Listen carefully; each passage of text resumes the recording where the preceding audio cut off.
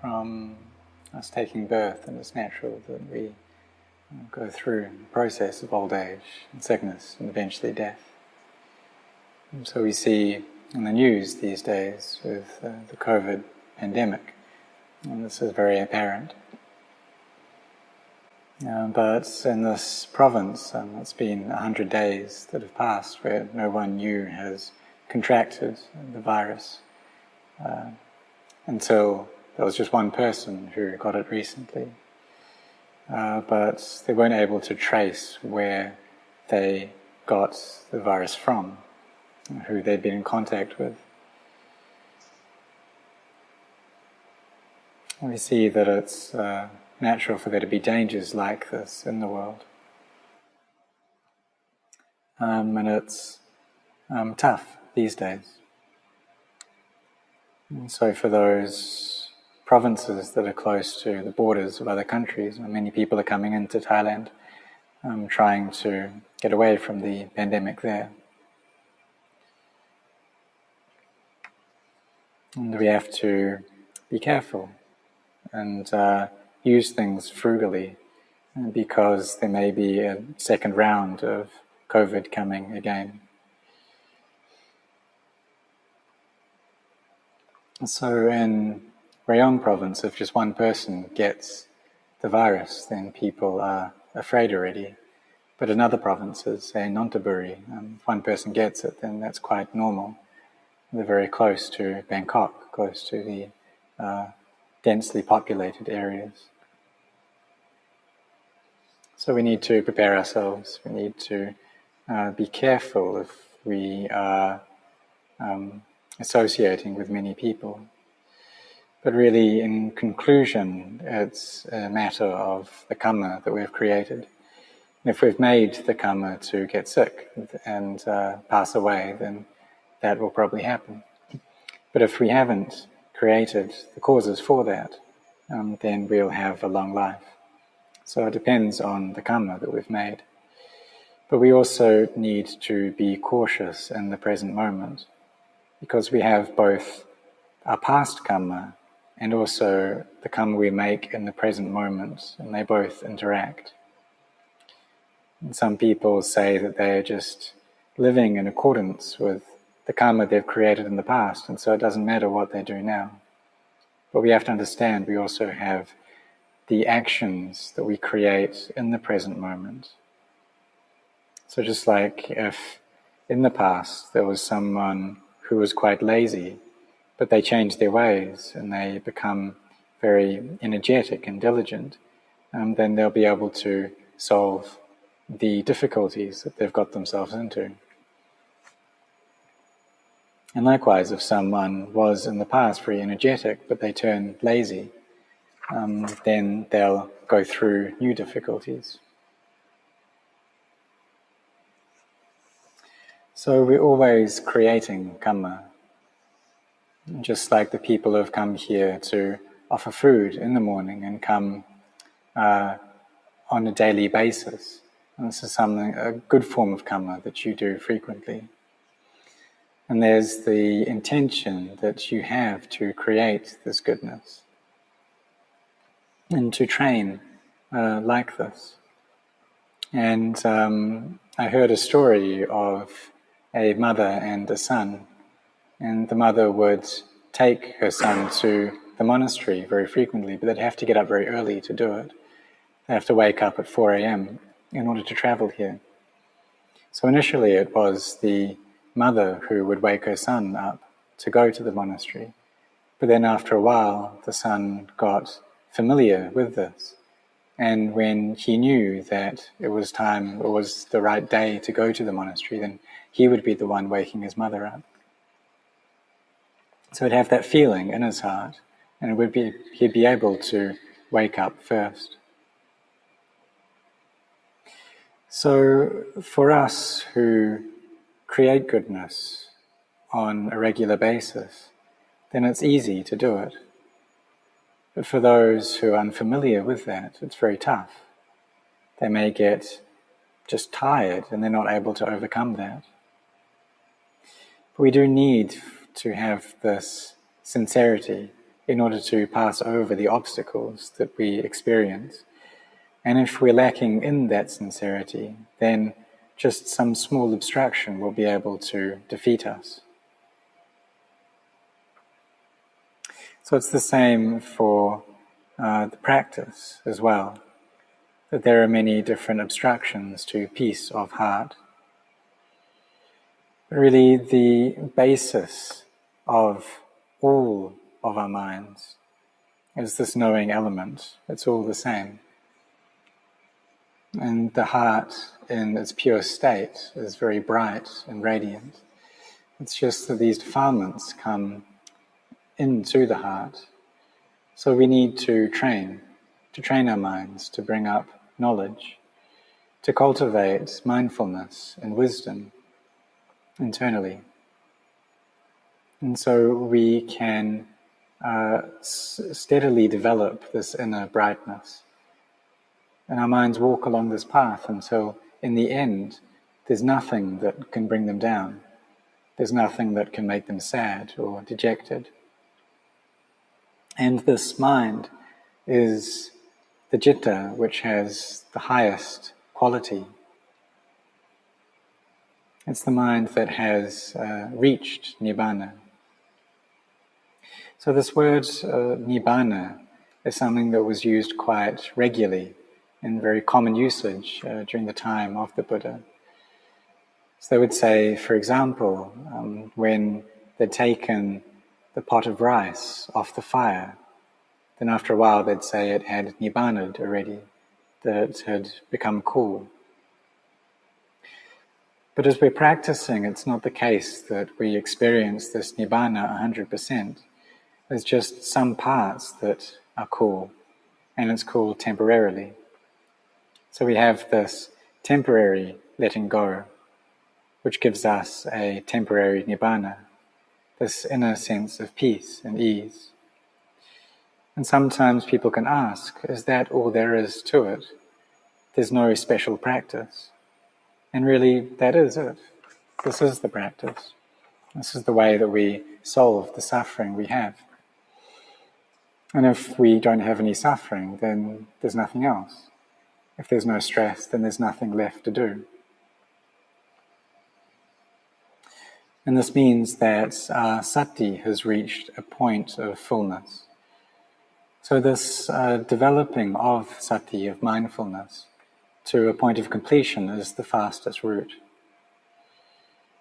So there was one student who once asked Rinpoche what the shortcut is, what the fastest way to practice is. And he answered with saying that the fastest way is not to do anything.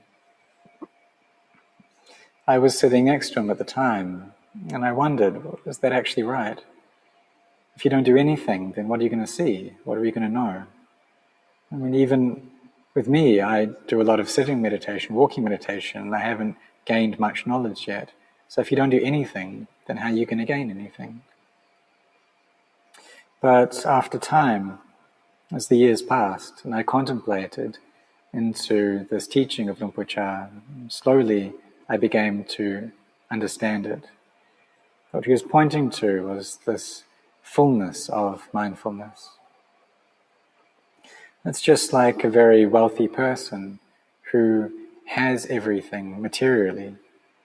They have nothing left to do. They can just let go.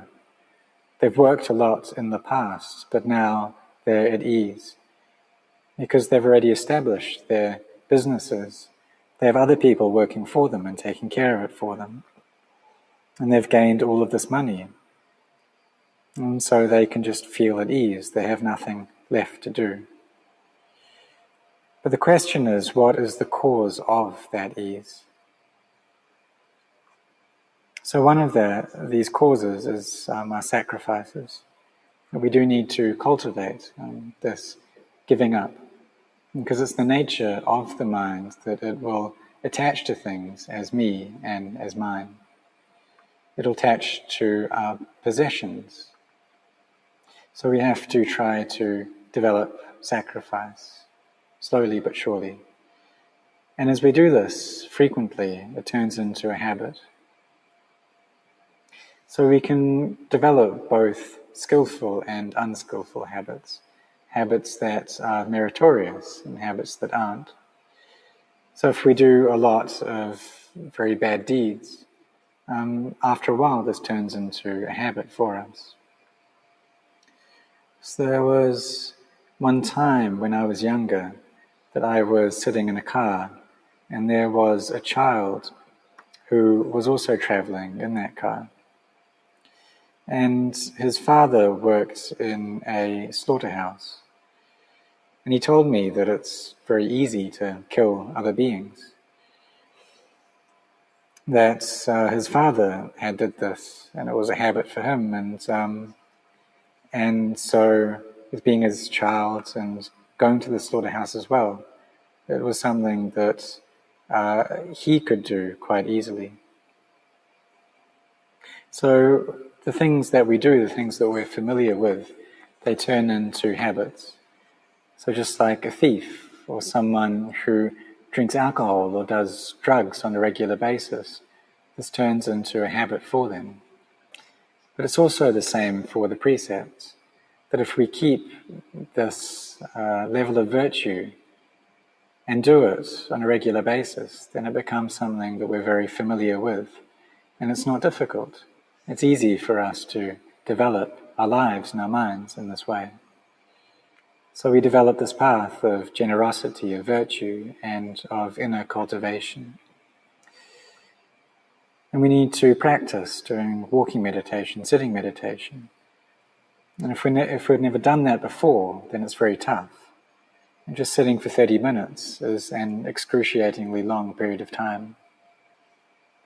So for myself, when I was younger, I had sat in meditation as a child and experienced a great sense of ease, both in my body and in my heart. But I just left it at that. I didn't pursue that any further. And this nature of delusion swamped my heart. I didn't take up this practice in any continuous way. But after a while, I thought about that samadhi that I had once experienced. So I tried it again. I sat meditation, closed my eyes, and there was just this frantic, chaotic nature in my mind. Just thoughts going on and swirling about all over the place. And it felt like I'd never sat in meditation before. I closed my eyes and everything was hot. There was this great heat in my heart. I asked myself, well, if it's this hot, am I going to fall into hell? There were so many emotions and sense impressions that were flooding my heart. And I hadn't spent any time clearing my mind, making it clean. So all I saw was just chaos and confusion. But I persisted with it. I started with 5 minutes, and that was all I could take initially. And then moved up to 10 minutes, then 15 minutes. So little by little, I was able to regain what I once had, and I could sit for an hour. And then my mind felt very light, my body felt buoyant, and I was able to reach a point of rest for my heart. This was very useful when I went to work and came back again. I'd feel quite exhausted from that work. So I sat in meditation, went into a place of samadhi, and gained a lot of energy and lightness. It was a way of clearing and cleaning the heart. Just like we take a shower after work to clean our body, so we use the Dhamma to clean our minds, to recharge the batteries in our hearts, to bring up an inner state of peace, brightness and ease.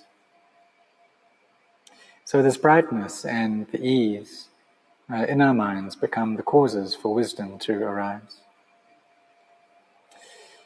I tried keeping the 8 precepts. Initially I just did this on the lunar observance days. And if we've done this before, then it's not so tough. I also try going to the monastery and staying up all night on these lunar observance days, not sleeping, meditating the whole night. But for the people here, we need to take stock of ourselves as well. Need to have a sense of how much energy we have, the duties that we have. If we have to work a lot the next day, then maybe it's not a good idea. So we do need to practice in accordance with our inner resources and how much energy we have. But if we've done it before, then it's not so tough. It's something that we can do. Just like if we've learned how to drive a car, but then we don't do that, we don't use that skill for many years, for 20 years, then after that time, we get behind the wheel again. Well, doesn't take so long for us to regain that skill. So for people who have attained to Sotapanna and then have been born again into this world, well, we understand that Sotapannas, they don't have an eighth life. So when they gain rebirth, they do have to train again. So they gain a new life and they have to undergo the training anew. But because of all of the parami that they've developed, it's not long before they reach understanding. So for those who attain this level of Sotapanna, they just have 7 lives. And during that time, they use it to cultivate their paramis. So for us, maybe we've developed a lot of goodness, a lot of parami in the past. Maybe our hearts aren't so deluded. And if they're able to clear themselves from this moha, from delusion, then we'll be able to understand the Dhamma. The Buddha taught all of us to not be heedless. And with every single in-breath and out-breath, the Buddha recollected death. Venerable Ananda recollected death 7 times a day, but that was too little. So we shouldn't be heedless in our lives or in our age either. And now, during this era of COVID, we do need to be especially cautious. Many people are flooding into Thailand from Burma because it's safer here. So we need to use our mindfulness and be very cautious if we're traveling about, if we have duties to attend to other places. Then as we travel, we have our wits about us. We need to have them more with us than we did before. So in Thailand, everyone that I've noticed is wearing a face mask, and people have their hand wash with them, and they're protecting themselves and protecting each other very well. And wherever I go, I notice that people are following these procedures very well. So we do need to be cautious. Even though our lives follow the karma that we've made, we still need to be careful as well. But I ask for the power of the Triple Gem to keep everyone safe and strong.